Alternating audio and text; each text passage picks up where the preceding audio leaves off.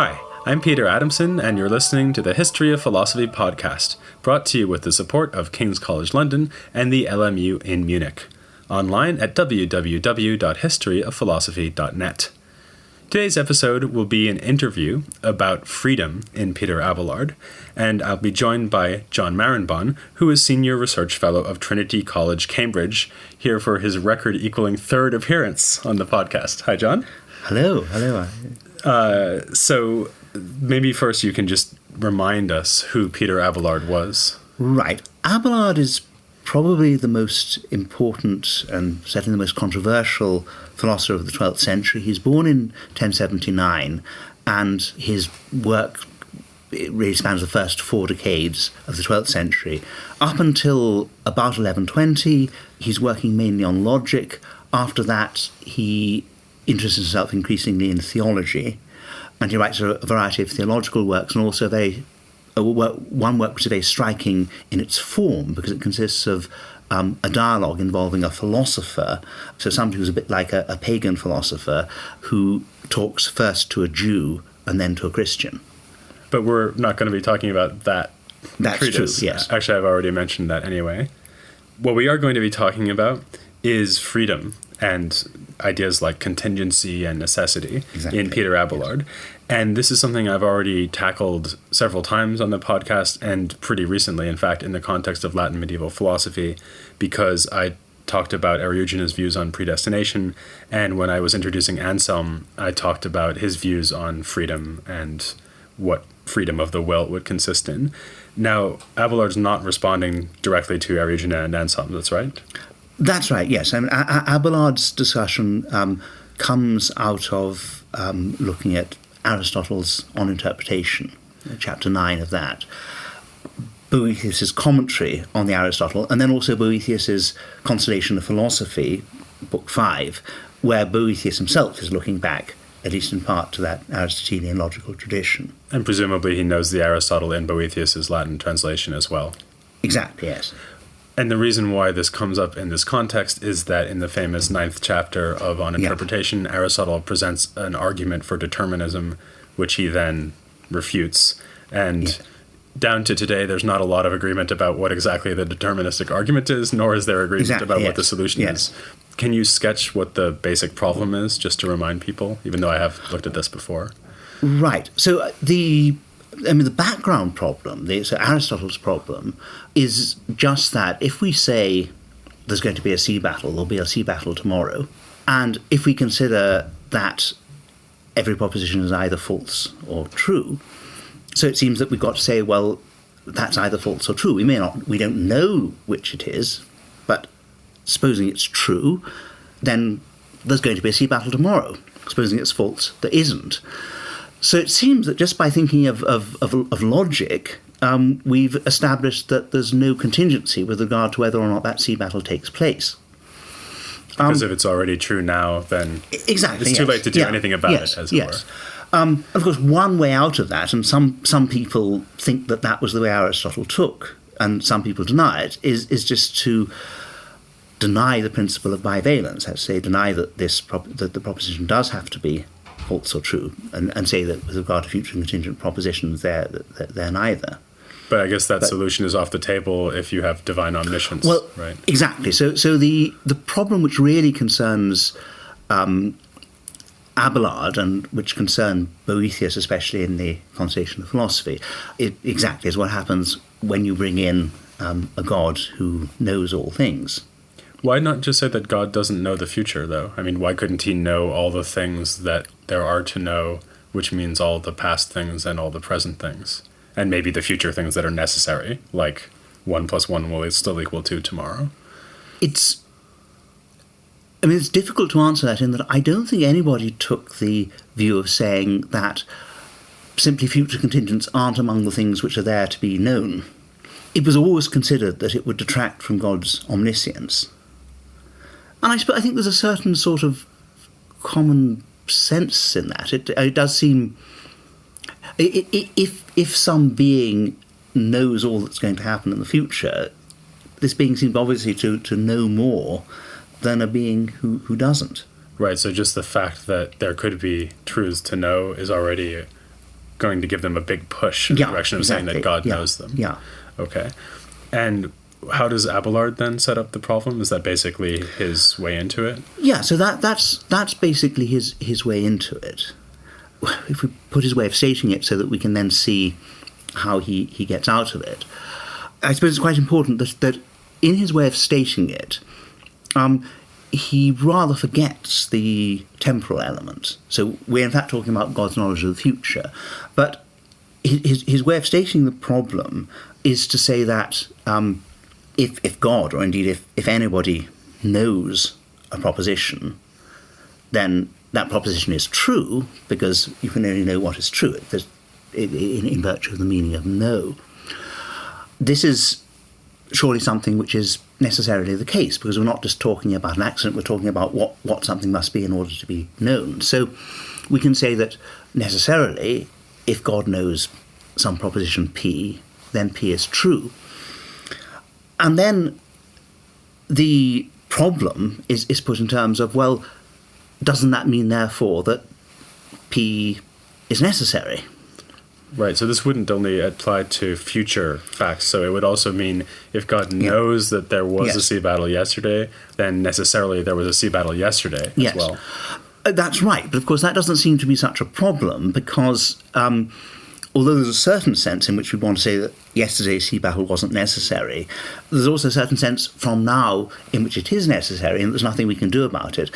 And one could say the same about the present too, but when you consider this with regard to the future, it seems to be a problem, because we want to say now, well, it's open whether or not the sea battle is going to take place. When you frame the argument this way, how much work is being done by the fact that we're talking about knowledge? Imagine that I say I now have a true belief, but not knowledge, that there will be a sea battle tomorrow. There's evidence concerning it, and I've checked with the generals and the admirals, and they all have assured me that there will be a sea battle. So I believe now truly that there will be a sea battle tomorrow. Would that not raise the same problems? Because it's true now. So it would raise the same problems if we can take it that it's true. So I don't think a lot of accounts of knowledge are that it's true belief plus something or other. So and the important thing, I think, in setting up this problem is the truth of it. However, the way, when you're saying, well, the admirals have assured me, it seems you're not talking about a true belief, but simply about a belief for which we have a very great deal of evidence. So it's highly probable that it will turn out to be true. And of course, there's no problem about that. Well, what I was imagining was a case where it's a justified belief, and in addition, it happens to be true. And although I can't be sure that it's true, in fact, it is true. What I was wondering, in other words, is whether the necessity is supposed to flow from the thought that anything I know must be incapable of being otherwise, because that's what knowledge is like. And that wouldn't be true of true belief. Well, yes. Perhaps casting that in terms of true belief in that way is a first step on the way to the, in a way, rather simple, but also, as it turns out, an adequate solution that Abelard proposes. Because what Abelard has, which Boethius doesn't have, is a notion of sort of operating on propositions. So if we take a complex proposition such as if it's day, it's light, and then we think about negating it, Boethius, it seemed, could only think of negating each or both of its parts. So if it's not day, it's light, or if it's day, it's not light, or if it's not day, it's not light. But what Abelard realizes is that you can do something which is different, which you can say that the whole of that isn't true. That's to say this doesn't follow from that. Once you start to think in that way, you can see that in this problem, there's a distinction between the true proposition that necessarily, the whole of what follows is necessary. If someone knows P, then P, and we accept that. And the distinction between that and putting the necessity operator before P. So it doesn't follow from that necessarily P. So it's like the difference between saying necessarily colon, if it's now true that there will be a sea battle tomorrow, then there will be a sea battle tomorrow. Yeah. And on the other hand, saying if it's now true that there will be a sea battle tomorrow, then necessarily there will be a sea battle tomorrow. Exactly, yes. That's where you put the necessity, whether it's applying to the whole inference or the actual event of the sea battle. Yeah. And then Abelard applies this to get out of the deterministic argument. So how exactly does that work? Well, so, I mean, his point would be that just because God knows everything, including whether there'll be a sea battle tomorrow or not, and there is a connection of necessity between God's knowing things and they're happening, this doesn't mean that they happen necessarily. It's just necessary that if he knows them, then they happen. Yeah, just as it's necessary that if I know something, it will happen or it happens. The thing is, though, I can't know future contingents. Whereas God can. So, but, I mean, Abelard considers that he's solved the problem, but he's only really solved, or thinks he's solved the problem, because he's, as I said at the beginning, removed the temporal element from it. So it's, I think one can see commonsensically that it's not nearly so worrying that somebody should know what's happening now, and we don't feel there's a problem about that removing contingency. Whereas there does seem to be a problem about somebody knowing what's happening in the future, if that's supposed, and also supposing that's contingent, that might or might not happen. Because it seems, if we're insisting that God now knows what's going to happen in the future and that's contingent in the future, then it seems that something in the future must have the power to make what God supposedly knows now into not knowledge but false belief. Otherwise, how could it be contingent? So what you're saying is, let's change the example. Yeah. Let's say the example, so because I can't really stage sea battles. No. I don't know about you, but I do have the power to have eggs for breakfast tomorrow morning. Exactly, yes. Taking that example, I guess what you're saying is something like this. Given that tomorrow morning it will be up to me whether or not I have eggs, Exactly, yeah. It would be in my power tomorrow morning retroactively to make God have had a false belief today about whether I would have eggs or not. Exactly, yes. Yeah. And that's really bad. Yes, and that's really bad. And if you want to see why why Abelard's logical analysis won't get round that, then what you need to consider is that it's. Let's consider God's belief about your eggs. And it's not just a matter that God now has a belief about how many eggs you're going to have tomorrow morning. God had that belief yesterday. In fact, he had it from all eternity.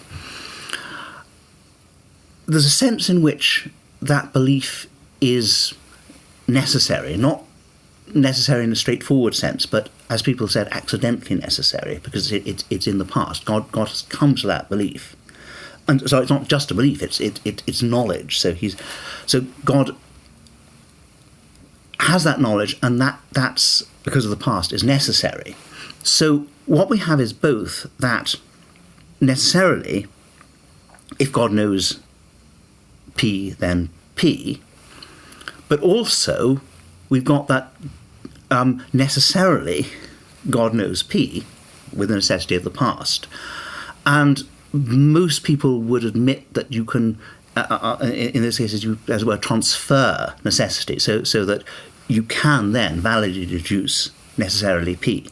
Okay, so thinking about that in a slightly less technical way, we could say that if God already knew yesterday and indeed from eternity that I'll have eggs tomorrow for breakfast, then although it's not too late for me to do anything about having eggs tomorrow for breakfast, it is too late for me to stop God from knowing that I'll have eggs tomorrow for breakfast. And if I can't stop him from knowing that, then I can't do otherwise with respect to having the eggs. Is that basically the problem? Yeah, exactly. We've agreed it's knowledge, and we've agreed it's in the past so you can't change it. Because he can't have been wrong, and it's past, Yeah, so it's to do anything exactly. about it. So in fact, after all, and despite Abelard's helpful bit of logic, you've got to have those 6 eggs or whatever God or new. I'm sorry. Oh, no. Yes. I'm glad it's just Yes. you and not God telling me that. And of course, that's good in a sense because future medieval philosophers are going to keep discussing this. So this leaves room for them to say something interesting about it. Exactly, yes. And I mean, they do see that Abelard didn't succeed in dealing with the problem, and they come up with all sorts of clever ways of trying to deal with it, though whether any of them are successful or not, it's hard to say. But Abelard, I'd quite like to say something about another aspect of the problem of freedom where Abelard might be more successful. Certainly he's very successful in formulating an interesting problem, and I think that he proposes an interesting solution to it. This is a problem about freedom which comes from a somewhat different direction, not just from thinking about the logic of propositions that are true or false and then putting in God's knowledge, but thinking about the nature of God and his ways of acting. Because it's agreed among all medieval Christians that God is omnipotent and also that he's completely benevolent. So he always wants to do the best thing. But then Abelard says, and this is something which he becomes very interested in the middle of his career when he's moved away from just doing logic, and so if you like moved on from the discussion which we were looking at before. So let's consider God and how he acts.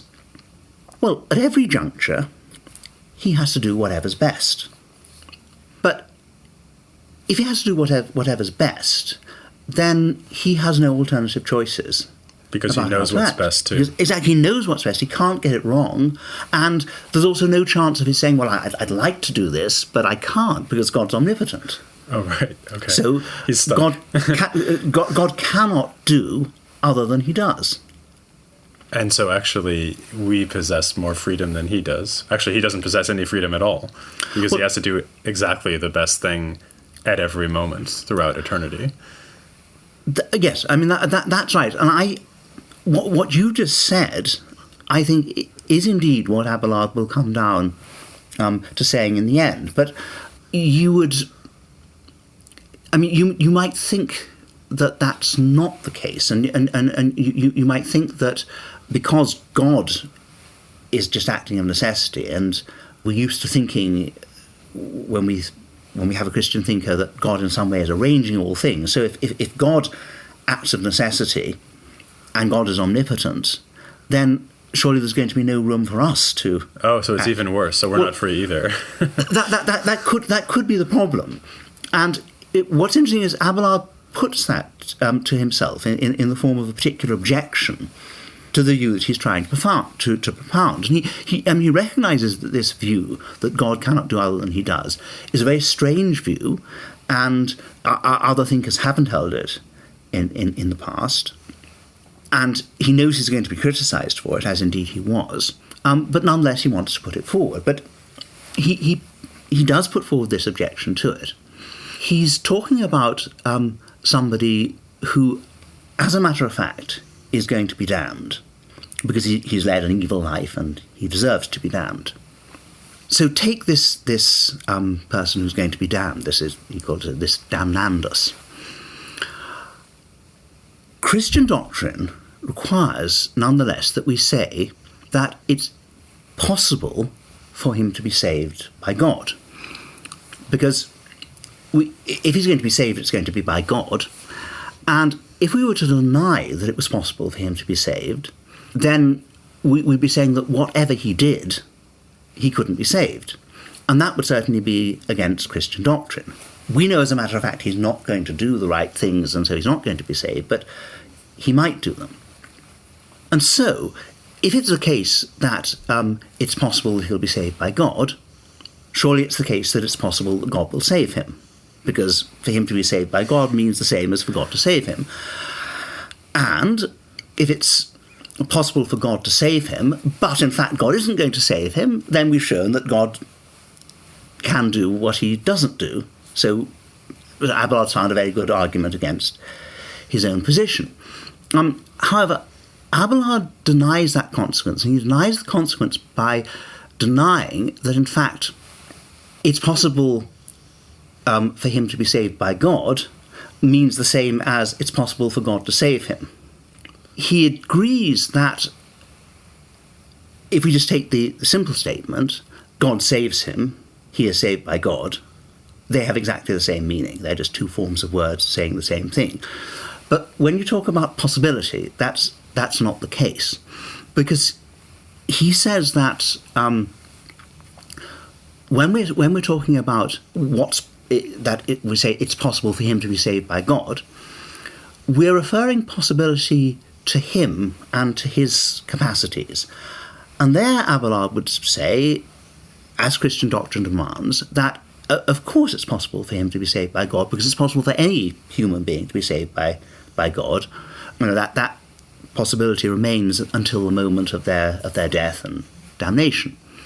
But when we're talking about whether it's possible for God to save him, then it's different, because we're talking about what's possible for God, and given that, in fact, he has done evil and it would be unjust to save him, it's not possible for God to save him. Because he'd have to do something worse. He'd have to do something which was exactly wrong, which he'd have to do something unjust, which, first of all, would be against God's nature, and secondly, wouldn't be the best action that he could take. The best action in this case is to do what's just and damn the man. Let me ask you a more basic question about Abelard's whole position here.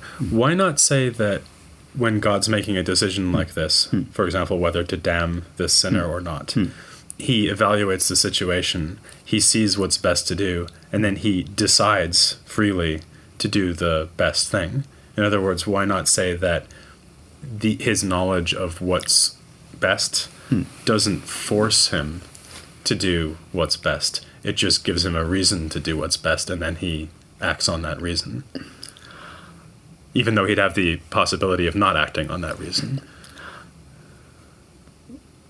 Because Abelard doesn't believe that he does have the ability of not acting on that reason, because not acting on that reason would mean that he wasn't doing the best thing. But that seems kind of circular. So what I'm saying is that, you can't prove that God has no ability not to do the best thing just by insisting that he must do the best thing. But if God is omniscient, omnipotent, and entirely good... Oh, so it actually flows from his nature. It flows from his nature. Good. And you of course, an obvious objection is you might say, yes, but supposing there are two things which are equally good for him to do.